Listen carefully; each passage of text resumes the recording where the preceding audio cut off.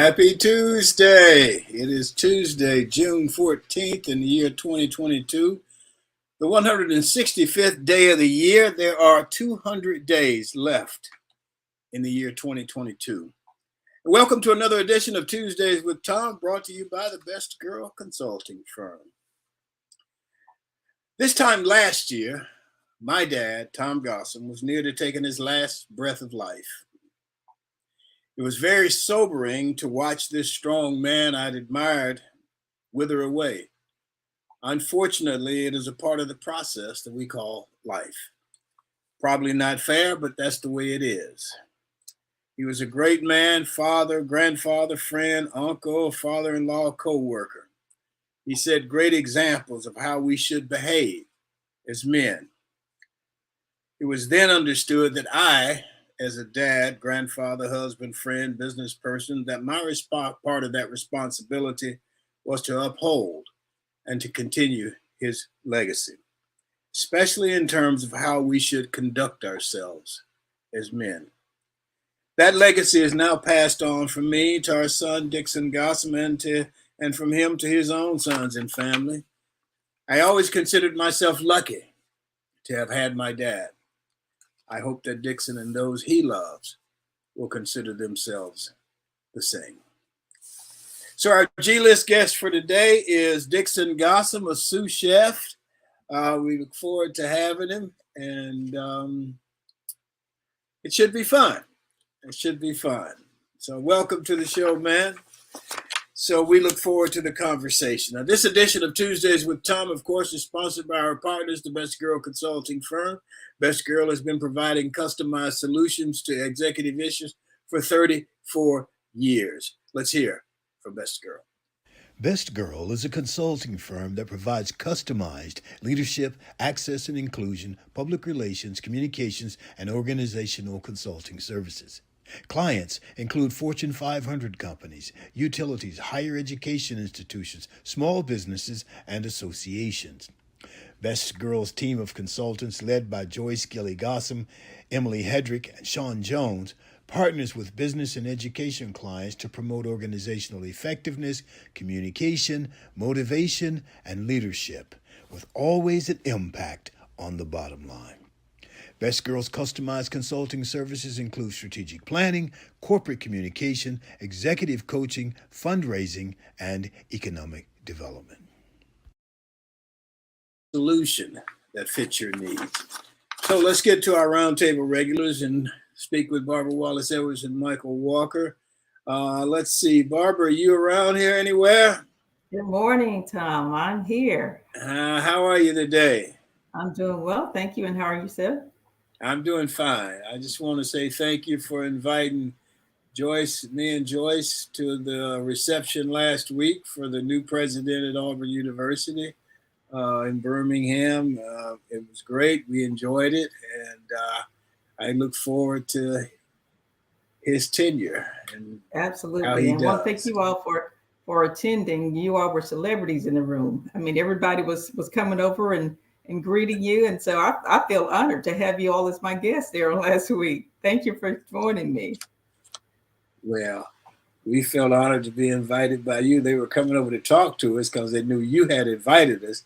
And they said, well, we need to make sure that we treat Barbara's guests special. You're right. So thank you.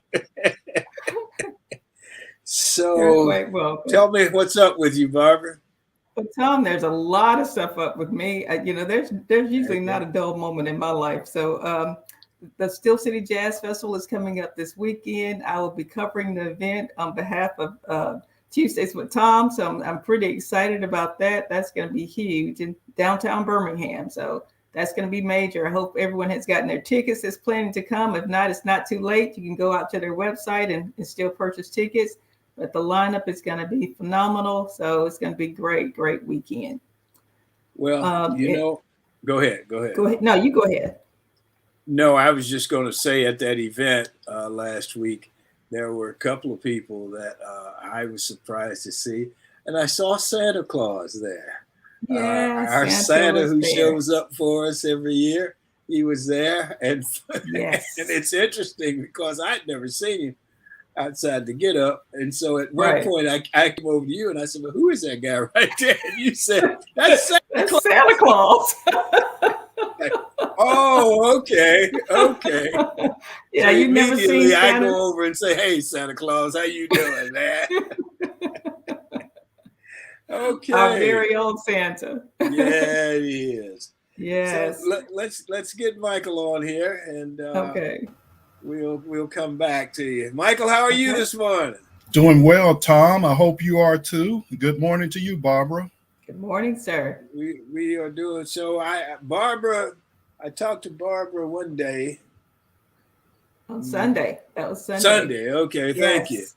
And she told me that she saw you on Face the Nation. Yes. You want to tell Congratulations us to our about it? own Mr. Michael Walker for being on Face the Nation. Tell us about that, Michael. You don't get to be on Face the Nation if you're just a regular local yoko now. So I feel honored hanging out with you guys. Yeah. Okay. All right. Well, actually, what happened is that there was a media request from CBS Network regarding inflation and its impact on Georgia and what's happening here in Georgia. And as part of my role as chair of the Leadership Council for NFIB, which is the National Federation of Independent Business, I was called and asked if I would do a sit-down interview with them about inflation. So that's how that came about. We ended up doing the interview over at an area called Avalon in Alpharetta.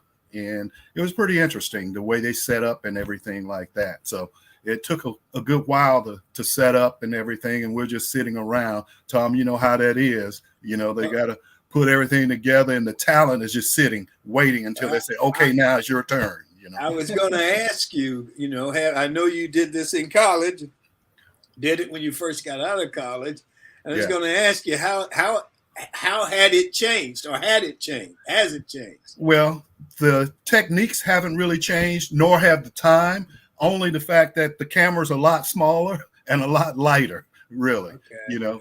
And it's interesting the way they found the location. They did so by going to different restaurants after they figured out where they thought they would get enough sunlight and their lighting would be a good mix and everything, and then just went in and started asking the managers there if we could set up right outside. So we ended up doing that after they looked at 3 or 4 locations.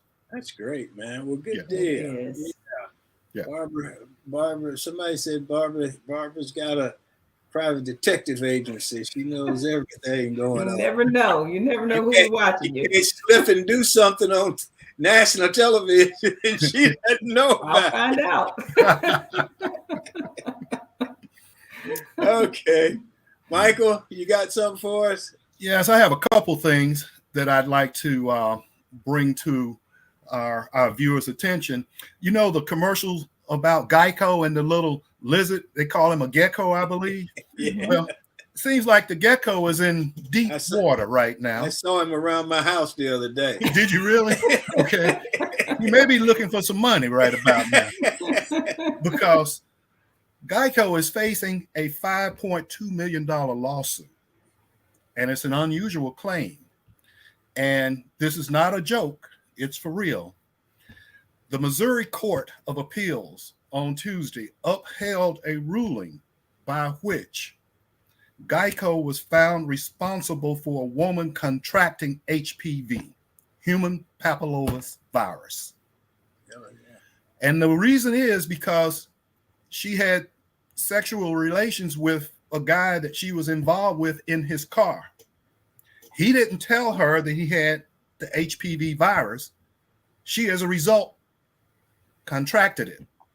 So she filed a lawsuit and said that his auto insurance is at fault, because if you're in the car with somebody and you have an accident, then the insurance pays for your injury. So because she became infected with HPV, wasn't told, and they were in his car, she filed a lawsuit against Geico. And an arbitrator ruled that she should get $1 million in damages. Geico found out about it, and they tried to contest and say, look, we weren't given an opportunity to put forth a defense. It went to another arbitrator who raised it up to $5.2 million. Wow. Wow. So That's now amazing. they are going to try to go to court to establish if, in fact, your automobile insurance is held liable if somebody contracts a disease from Well, you. in your car. Yeah. Wow. That's interesting. That Can you is believe that? very interesting. And the arbitrators ruled in her favor and increased it from $1 million to $5.2 million. Well, you will have to keep us posted on that one Please. and follow Yes. that one and see I will That's definitely very do. unusual. how it goes. That's interesting. That's more interesting than Shaq in the general, you know. Exactly. That's why I told you the gecko was looking for money around your house. I need a little pocket change. He's right running now. around here, boy. They are all over the place, I tell you. Yes, sir. That is Yes, sir. really interesting. I The never other would have thing I'd thought like that. to bring to the table is that you all recall we had conversations about Brian Flores, the head coach at Miami Dolphins, that sued the NFL and a couple teams specifically because he said they were like, and to borrow Trump's word, a fake interview. Mhm. Well, look like Wells Fargo is being criminally investigated because what they have been doing is holding these type interviews for women of color and people of color, having them interview for jobs that they already knew had been filled by other people. Yes. And they were Wow. doing this just to increase their own internal numbers for diversification. And Yes. everybody was in on it. And there are people that have left the company and said that that was just a regular practice to do so. So just think about that. Yeah. They devised a scheme to have people of color to come in and sit up and think about everything you have to do for an interview. You want to make sure you're on Right. time. You want to dress, look the part, and you want to study up on the position that you're interviewing for. So you do all this prep work and you coming in there and it's a fake interview. Wow. That's And unfortunately, you know, there may Wells- be other companies that are doing the same type things, and that it could is very sad. well be Mhm. because there's still a lot of resistance. And so I Yes. have a question for you guys here. You know, there's always been some talk, especially around some things that have happened recently where a lot of minorities say that it's systemic racism. And a lot of people that have never experienced that say there's no such thing as systemic racism. Mhm. Do you think this is an example of that? Oh, most definitely. Yeah, I do. And Wells Fargo has had issues before. I Yes. can't remember exactly what it was about, but it was The redlining and the housing Yeah. stuff. Yes. yeah. Yes. So that's yeah, man. I don't see how you defend that. There is no defense, Tom. Yeah, I don't see how you defend the action or say it's not systemic racism. I mean, Right. And obviously, me, within the system, they didn't want to have to hire people of color, so Right. they jerry rigged the system. Yeah. That's Yeah. amazing. Yeah. That really is. I don't know. What I don't understand is in this day and time, it's like with a lot of the politicians, how people think they're going to get away with this stuff with all this technology recording everything, and but they do it anyway. What time they've gotten away with it for so long? You know, many That's of the these point. companies have been doing this for a long time, and some is not just Wells Fargo is doing it today. There's other companies that are doing the same type of thing. They've been getting away with it, so you continue to do so until you get caught. Now that may slow some people down now that Wells Fargo is being called out, or they may devise another system or way to getting around it. But I'm sure there's other companies that are doing the very same thing. Well, Tom, you bring up something else, and there's this word that's been thrown around about privilege, that certain people have a certain amount of privilege. And you say, you don't understand why they would do it at this day and time. Well, it's because of privilege. Yeah. Okay. True. It's Very the true. same thing with the Ahmaud Arbery situation that happened down in Georgia, where these guys killed him. They recorded it, and they felt like it was okay. And they thought the recording was going to prove their point. Okay.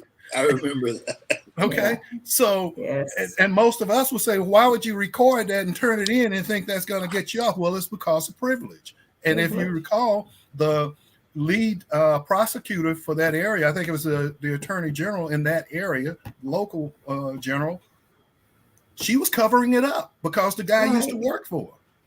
So without that video, it never would have come to light because it was all going to be swept under the rug. So there go that privilege word again. Right. So it was they found out it was a little bit more than a dust up, huh? Yes. Yeah. Yeah. Most definitely. That is amazing. Barbara, you got something else for us? I do, Tom. I got a couple of congratulations I want to send out. One to Jennifer Hudson. I don't know if you watched the Tony Awards this past weekend, but Jennifer Hudson is the youngest Black to receive, youngest Black in history to receive both the Emmy, the Grammy, the Oscar, and the Tony. So that is phenomenal. She's was on American Idol, and just her career took off after that, and she's just phenomenal talent. So congratulations, Jennifer. And also congratulations to our Auburn Tigers baseball team. If you guys didn't get a chance to watch the game on last night, Auburn clinched that division, and they're now headed to the College World Series. And there are, out of the 8 teams that's going to the College World Series, 4 of them are from the SEC. And 2 of the others are also going to be joining the SEC in 2025. So definitely the SEC is making up a mark, making their name in the world of baseball these days. Tennessee, who was won, I think last year, was knocked out, and so that's who everyone was picking. Tennessee was ranked number 1, but Mississippi State won it last year. That's right.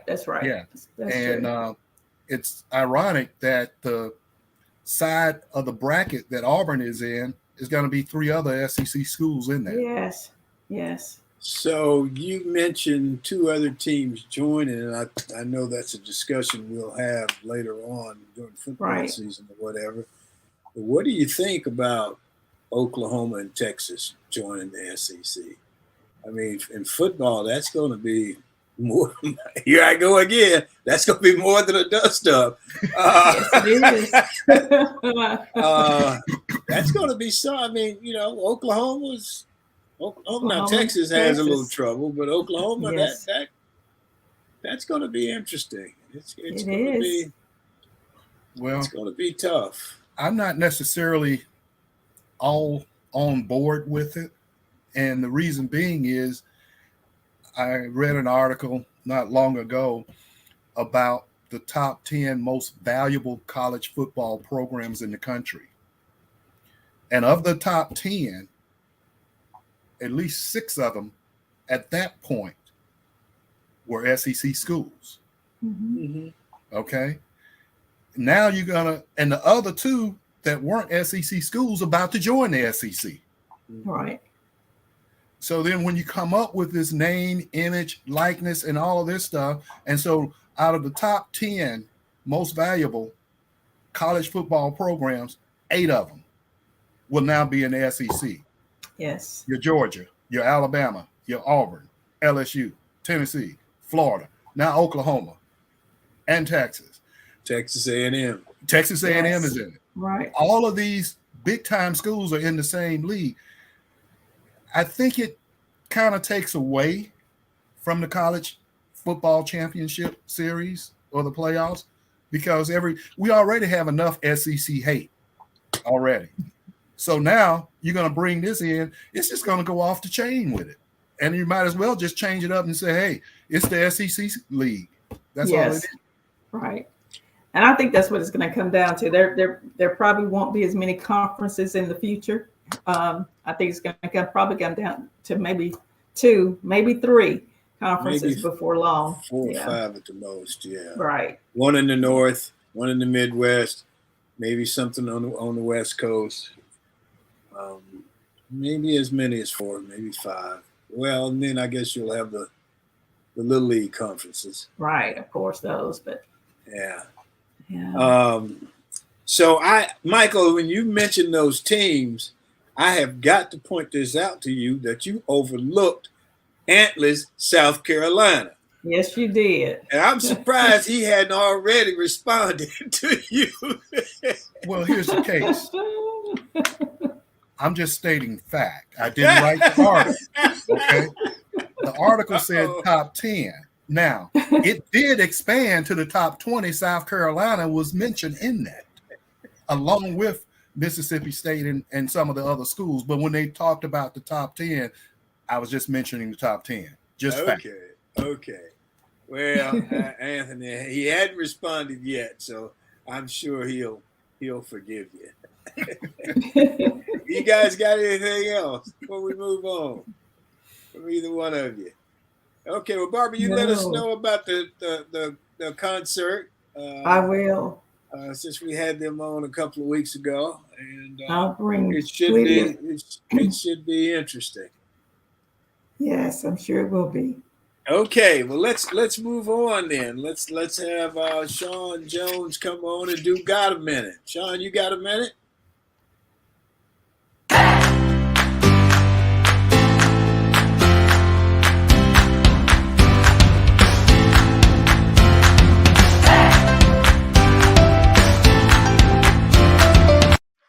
Good morning.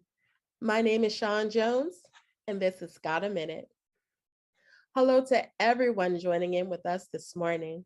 Summertime is here, and I can feel the temperatures rising.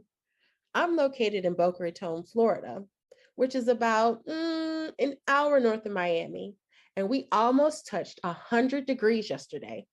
Talk about a total meltdown. In other news, today is Tuesday, June 14th, and it is also Flag Day. Flag Day marks the anniversary of the adoption of the Stars and Stripes as the official U.S. flag. As instructed by Congress, the U.S. flag has flown from all public buildings across the country.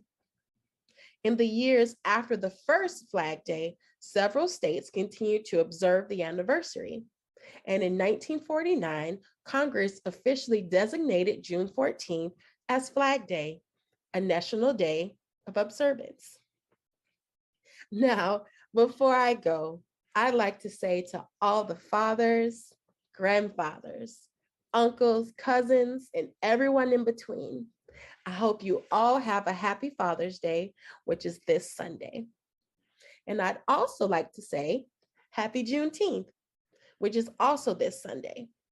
For anyone that doesn't know, Juneteenth, also known as Emancipation Day or the Day of Freedom, Juneteenth is a celebratory day to commemorate the 13th Amendment abolishing slavery. Thank you all for joining in. My name is Sean Jones, and this is Got a Minute.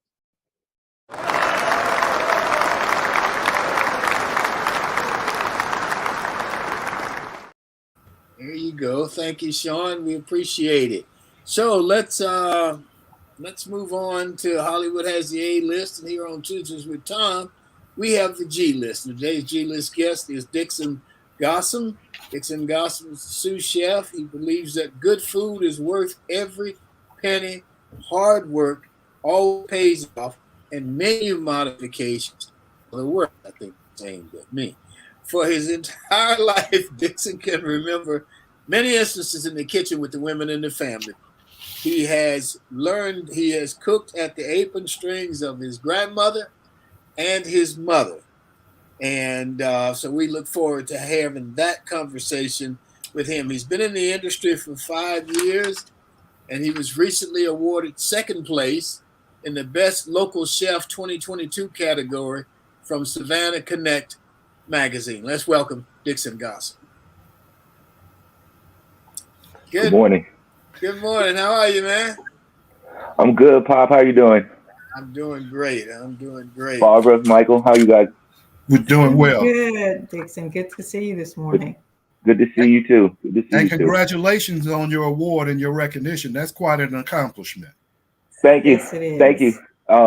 Considering the first place winner just got her second James Beard last night. All right. Oh, wow. That is an honor. Yes. Yeah. Good so deal, congratulations to Mashama Bailey. Yes. All right. So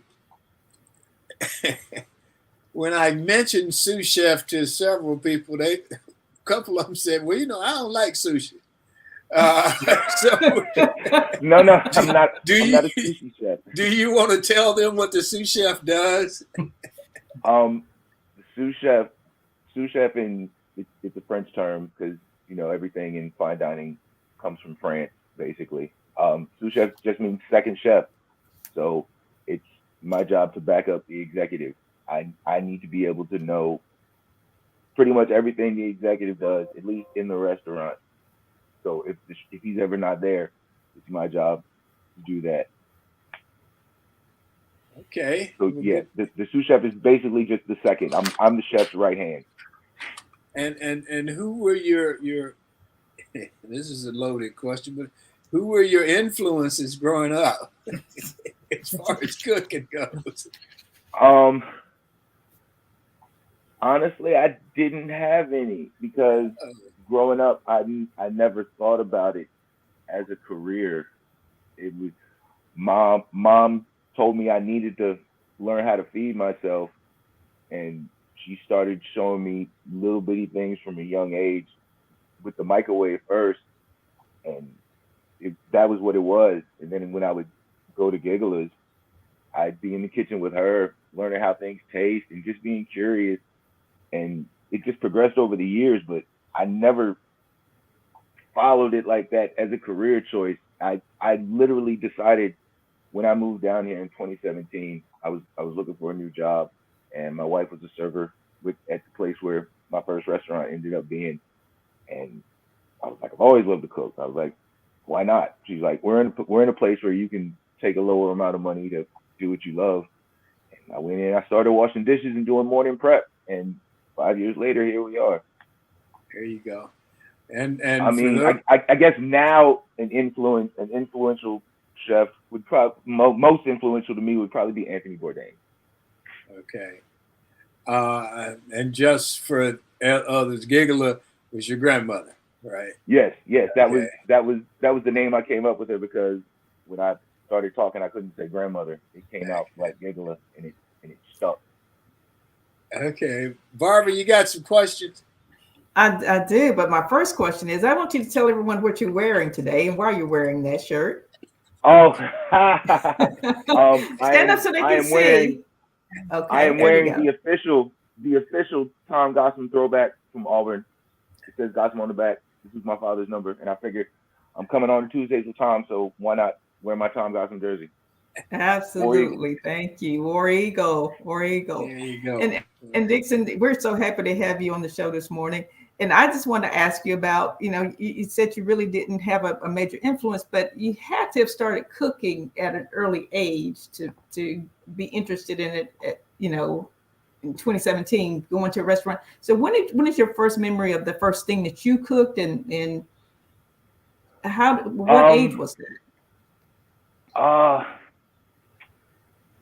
Well, like when we lived in Vidalia, which was mid 80s to like 91, my mom started showing me like how to make things in the microwave, like real simple things, oatmeal, stuff like that. So when I would wake up, I wouldn't have to bother her or my dad. You know what I'm saying? And Yes.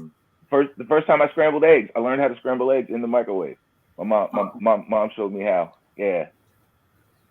And then when we moved to Birmingham and I got older, she started showing me how to use the stove and things like that. The first thing I made came out terrible. I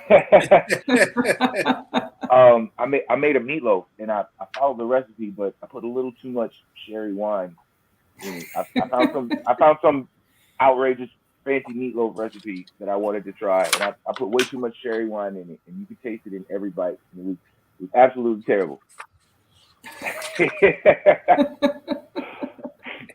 I love it. But my mother, like I said, my mother wanted to make sure I could feed myself. So once I was old enough, it was my night once a week to pick dinner and plan it and what I was gonna make. So, all right, sounds good.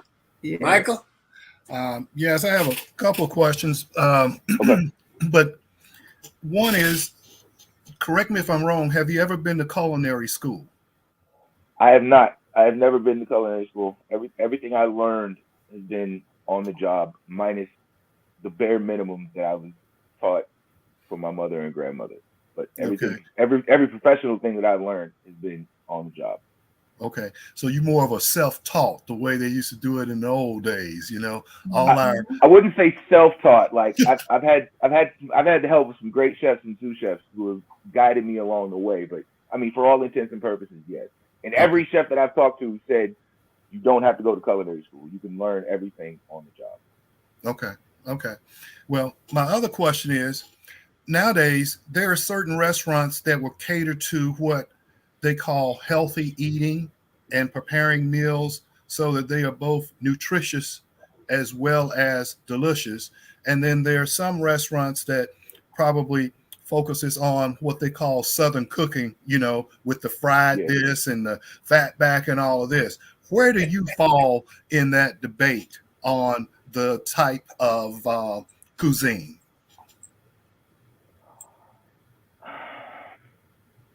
Honestly, for me, it's about the flavor. If if I can get the flavor that I'm looking for whatever it is I decide to make from a healthy option, then cool, I'm gonna do it. If I want to use something else, then that's what I'm gonna do too. Like I really don't have a preference. Like I definitely appreciate the places that cater to that and only focus on that. But for me, it's more about the finished product. So whatever the best result of the finished product I can get, that's what I'm gonna personally do. Okay. Okay. If that makes Um, sense. If got Becky Davis Gibson. Becky is in Tampa, I think. Becky wants to know, what knife do you use? the most brand wise or knife style? Did she specify the What question? knife No? do Okay. Um I have three main knives that I use. I have a Santoku. That was the first knife when I started this professionally that mommy bought me. It's real nice. It's got a wooden handle. I've had it for like 5 years. Um the knife that you guys just got me is a Mizuno chef knife. I've been using that nonstop. And my other favorite knife is my slicer, and that's also a Mizuno. So I've become pretty partial to the Mizuno brand. It's a Japanese style knife, lightweight, very sharp, very efficient. Good deal. Good deal. I, I, Mm. I, I I couldn't tell you nothing about either one of them. But, Barbara, you getting Me ready to either. ask something? I was. Dixon, one of the things you talked about is menu modifications are the worst. Give us a little bit more detail about that. Are you talking about in a restaurant when you ask a chef to modify the menu, or the Yes, restaurant modifying the menu? exactly. Like when you come into a restaurant and you want to change the hard work and detail that the chef has put in to the dish on the menu. Now, granted, like if it's a legitimate allergy and you really really want that but can't have a certain thing, then that's fine. But people that just modify it just to modify it, like it and it's hard to explain it to people that don't work in the back of house, because when you're in the middle of a rush and Right. tickets are everywhere and you already know what you're doing because it's like a dance back there, like you have to just be able to do Yes. it without thinking. A modification can mess everything up. It can just change the whole entire flow. It's Yeah. almost like you're okay. Let me put it in football terms. Like you're having a great drive and then you have a turnover. Like that Yeah. menu modification is a turnover. Like it messes up. It slows out everything. Yeah, I'm sure I've upset a lot of chefs in my day. I have a lot of food allergies and food sensitivities. So I go into a restaurant, and look, glance at the menu, and I got to take this off, take this off. So I'm asking a million and one questions. And when they come to take my order, it's like, okay, I want this, but I want, no cream, no sauce, no cheese. And please tell them no black pepper. And they probably just like hate me. But All yeah, it's right. all Yeah. because of health reasons. Right. Of course. And I mean, I definitely appreciate the customers that come in and their server comes to the table and they're like, "Oh, I have this allergy. I can't eat this and that." Like ahead of Right. time, so we can start thinking about it. But then you get the ones that don't tell you till the last minute, and it just comes in Right. all over the ticket. And when tickets print, the tickets are white and the ink is in black, but the modifications are red. So you get a ticket that's just full of red. It's really frustrating. It's really frustrating. I can certainly understand that. How important is the presentation of the food? I hear people talk about how the food looks, how it's presented when it's brought to the table. How important is that? Presentation is very important, because when it's coming out and your server has it, you see it with your eyes first. Or if you walk in and you see other people eating, like, you see it first before you even think about how it tastes. You're like, oh, that looks delicious. So I mean, and I mean, it's a fine line, because some presentation is just overdone and the taste just isn't there. So like, I feel like you have to find a nice balance. Like, it should look really good, but it should taste even better. Like, I don't want it to look better than how it tastes. Okay. Right. You know what I mean? Like, you're an artist, but you're cooking. Like, you know what I mean? Right. Yeah. I think this is definitely your art. Yeah. Oh yeah, absolutely. Michael, Barbara, you got it. Michael, you got another question? Then I got a little surprise. Okay. Dixon. He said, "Oh Lord." Go ahead, Michael. Dixon, I want you to put on your entrepreneur hat right now and tell me that when you open up your own restaurant, what will be the name of that restaurant, and what type of cuisine will you prepare?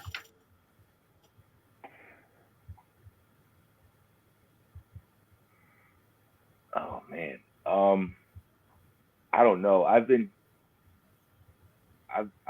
sitting on a few names.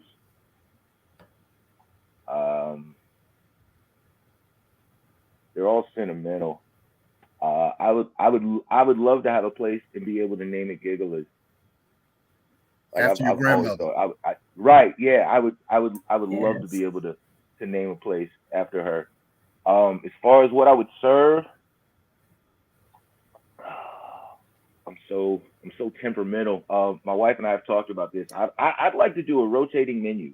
I'd like to do, because I want a very, very small menu, and I don't know. I wouldn't mind changing the menu daily, just like whatever I felt like making.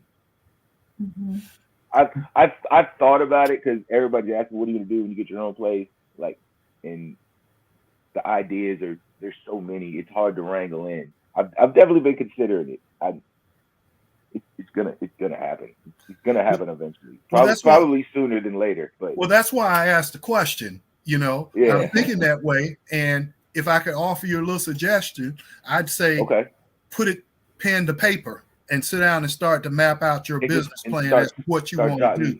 Because when I asked you that question, you said you had all these ideas floating around. They're going to continue to float unless you start to put them on paper. You know what I mean? And start to map out your plan to get there. So I would suggest that you do that, and especially by the mere fact of winning your award that you got in Savannah, I think that's a launching pin to your next step. Definitely. I agree. Absolutely. I agree with that. So, I got a little surprise for you. So let's see what this surprise is. Sean, can you help me with this surprise? No.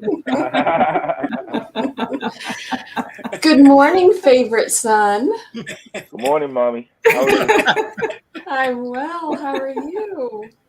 I'm all right. Hey, Dixon, when I asked her, I said, would you like to come on and be a little surprise for Dixon? I couldn't hardly get it out of my mouth. She had said, yeah, I'll do it. Oh, that's great. Normally, when he asks me to come on, my response is, well, is there anybody else? Right. Yeah, but for this, and especially you could probably tell way better stories remembering than I could of me being that young and in the kitchen. So tell us about the eggs in the microwave. How did that work, Joyce? Well, he actually made his first meal when he was 3. I woke up one Saturday morning and it was unusual because he had not awakened me. And I found him in the kitchen with a cereal bowl, a chair shoved against the cabinets. You remember this? Cereal. I do And remember now. cereal and milk all over the kitchen floor, and some milk in the bowl with the cereal, and he was eating it. And he looked up and he said, "Hi, Mommy, I made my breakfast so you didn't have to get up and make it for me." And I thought, yeah, no, I can't deal with this every Saturday morning.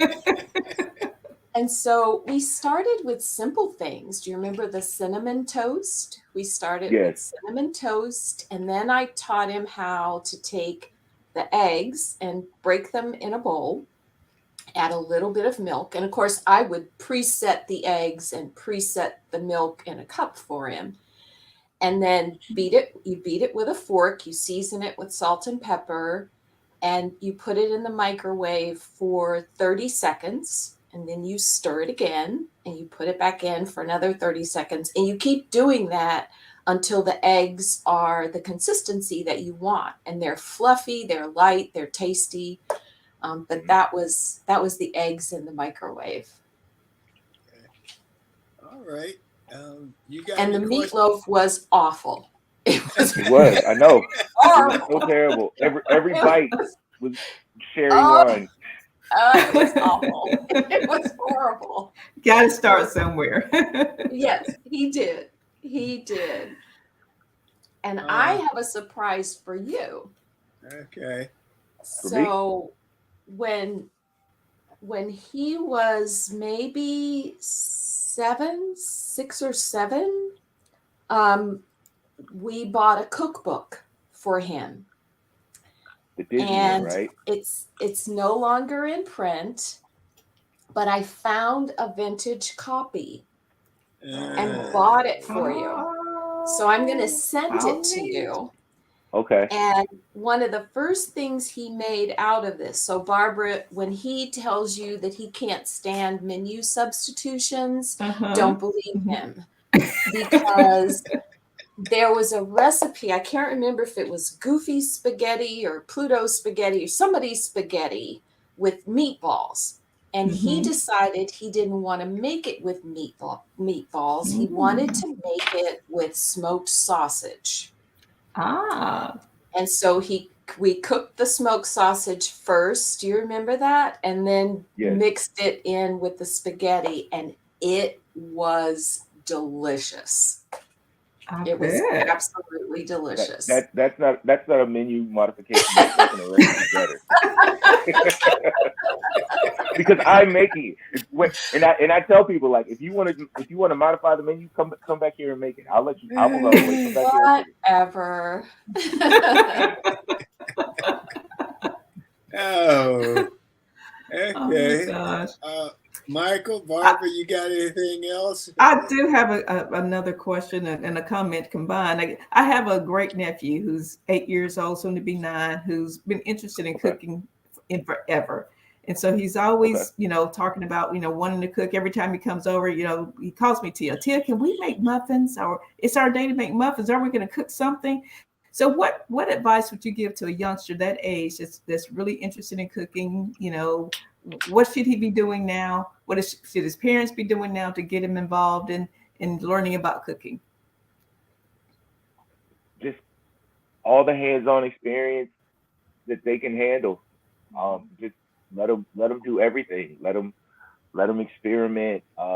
If they're into the cooking shows, let them watch the kids, the Master Chef Juniors. Like those kids are impressive. Like, yeah, let them just encourage everything. If that's what they want to do, I wish I would have started sooner than I did. Like, I've made a lot of progress for 5 years, but if I had really stuck with it after high school, I could possibly be retired right now. But everything happens for a reason, so I don't regret it. But definitely definitely encourage. Like, if he wants to come over and bake, let him bake. Okay, baby, make yeah. Yes. Okay. Thank you. Well, I would agree. We got a comment from your wife. It says the first thing you taught your daughter was meatballs. Yeah, I did. I did make meatballs with her. And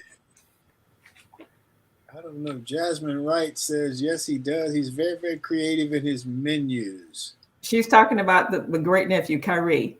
Yeah. Oh, so okay. That's his mother. She's talking about how creative he is. And he's, well, great. Yeah, just encourage it. Let him try everything. He lives here in Birmingham. Okay. Yes. Hoover, actually. But yes, not far from me, thank God. How old is he? He's 8, soon to be 9. Okay. Well, maybe he can reach out and ask questions for the sous chef. Yeah, absolutely. Yes. Of course. And Barbara, I would encourage him to cook by taste rather than by measuring. Because measuring doesn't always give you the flavor that you want. That was how I learned from my Nana and my mommy. And if you learn to cook by taste rather than by measuring, your food will always be flavorful. So true. So true. I agree with that, Joyce, totally. I never follow a recipe the way it's written. I always, and that drives my sister crazy. But I was like, I want to add this or take this out because that's what I prefer. And it drives her insane. You're changing it. It's different. Like, but that's what I want. That's the taste that I want. If I'm making something new, I'm literally just looking at the ingredients that go in it. And then I figure it out. Your sister says she hates to go out to eat with you, Barbara. You study the menu trying to see what she's got to ask them to leave out. Yes, I do. I mean, I'm not one to talk. The last thing I want to do is leave their restaurant sick. Myself, so. Any other questions, anybody? Yes, I have one other question. Dixon, we talked about a lot of different things, but we haven't asked you, what is your signature dish? What's your go-to dish? The one that you do it better than anybody else does, and in a tight pinch that you got to come up with something. What do you go to? Oh man,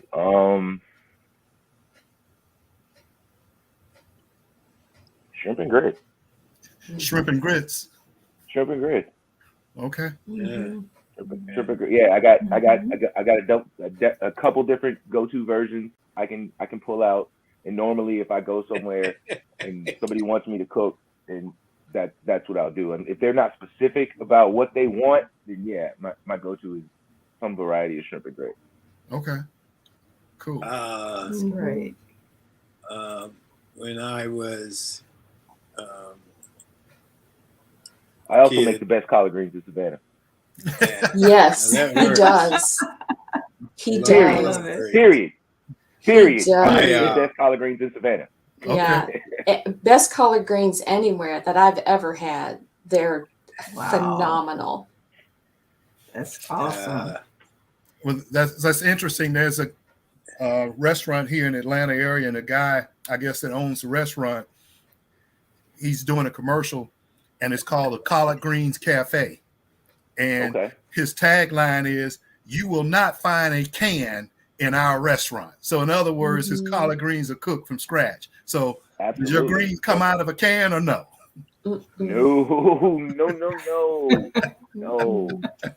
No, nothing out of a can was allowed in any of the houses, any of my grandmother's or my mother's. I'd never even knew that vegetables came in a can until I went to college.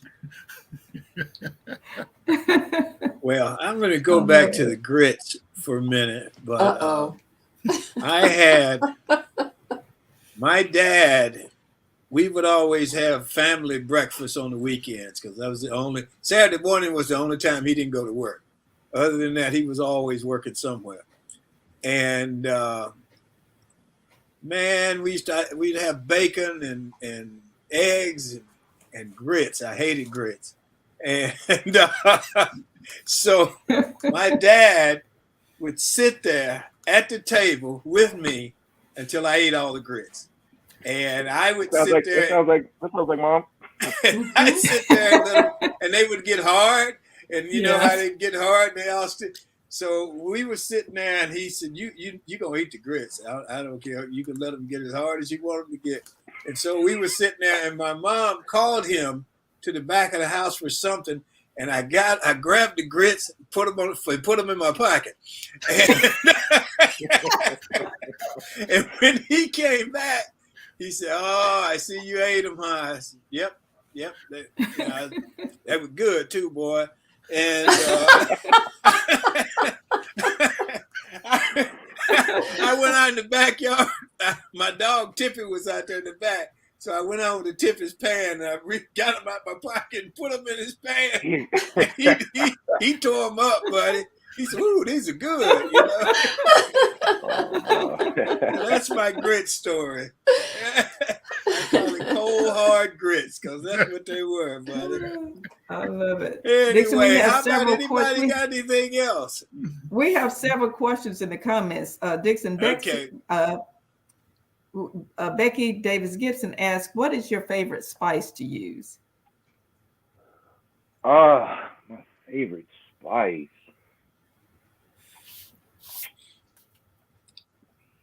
Oh man.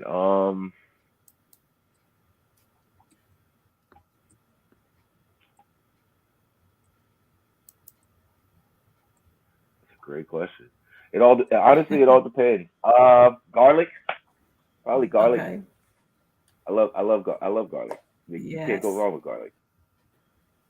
Lori Wallace wants to know how can she get.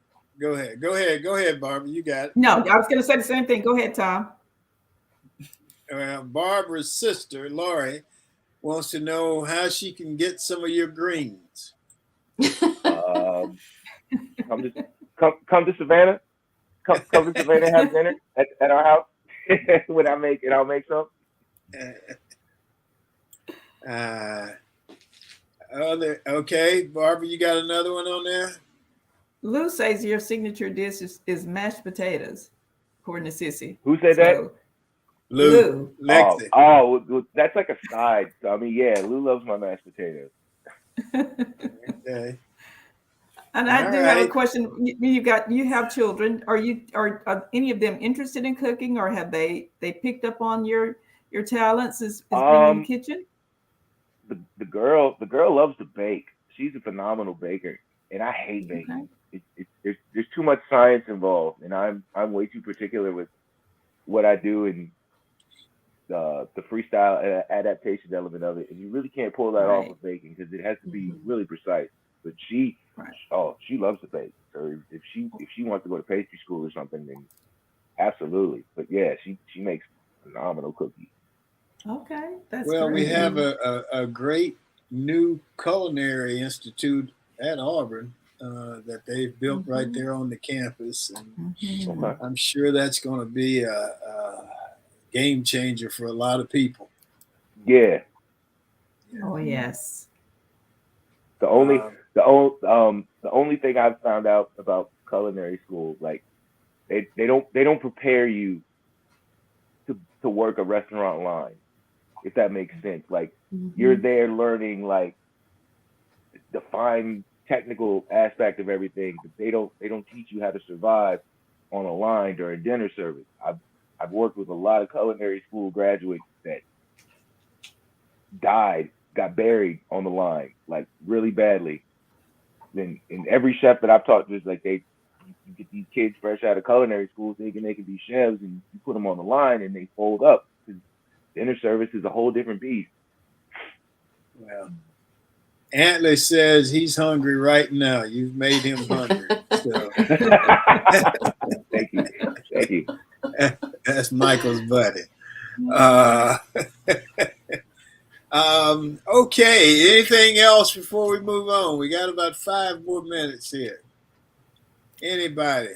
Well, I just like to say it's a comment. Dixon, I think you just stumbled across a consulting agreement or a business opportunity when you talked about what the culinary school lacks and what you bringing in. There may be a partnership there with Auburn or some of these culinary schools to teach them what real world is like when they get out. Absolutely. And to teach them exactly what you just thought about.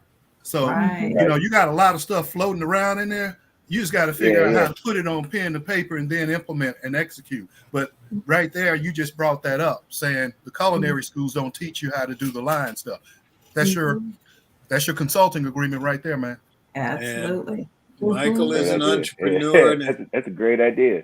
He's been an entrepreneur for as long as I have, so that's a long time. So he knows what he's talking about. So I appreciate that, Mike. Absolutely. Yeah, thank you. Anybody else? Yeah, Thom, Becky Davis Gibson said you have a beautiful family and happy Father's Day. And I want to add happy Father's Day to all the fathers out there. This coming Sunday will be Father's Day. Well, thank you guys. You know, this will be the first Father's Day that I didn't have to do something for my dad.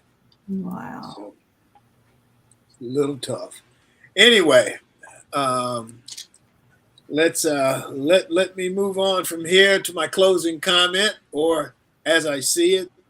Obviously, I have a lot of pride regarding my dad and the lessons and legacy he passed on to me. There's also a lot of pride wrapped up in having Dixon on today's show. He's been a blessing in my life, and I love and am proud of the man he has become. I remember some early restaurant jobs. I also remember those getting over the hump years.